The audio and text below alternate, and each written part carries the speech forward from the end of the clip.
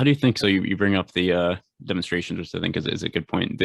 And I'd be curious to understand how you think about finding the sweet spot in trust and public perception. So I think what you described makes perfect sense. And yes, we certainly, if we have people who aren't as familiar with this technology, who don't trust it, building that level of familiarity and trust is critical if we're going to be able to put the vehicles on the road, making safety improvements, also get the people buying the technology to provide the funding to the companies to continue to develop the technology. This whole ecosystem, we need some level of trust. But at the same time, I think that phenomenon you described of I drive in this vehicle, I pretty quickly start to trust this thing.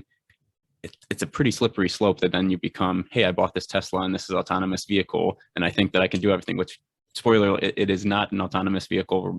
Regardless what you buy right now on a private vehicle, you're buying an assisted driving system, not an autonomous driving system. But I think it's pretty easy to see how quickly someone could build that level of trust because of how well the systems work most of the time.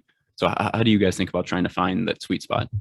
And you're exactly right. And that's where education comes in. And we are at such a critical time right now, because largely what we really do have two different things. We want to talk about future technologies, like I said, because I want to be sure that this future that we're building meets its potential. But then the dangerous spot is exactly what you said, helping people to understand we are not there. There is no vehicle that you can go into a car dealership today and buy that does not require having an attentive human behind the wheel.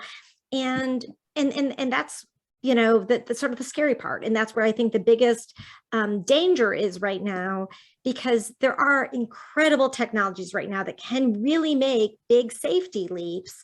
And then like you said, the slippery slope, I think as people get more reliant on the cool things that cars can do, automatic emergency braking and lane keeping assist and all these things that can really lead to safety gains. But if people become too reliant on that and think, oh, my car can drive itself, that we really get into truly dangerous space. So it's educating people that use safety technologies in cars. They are great.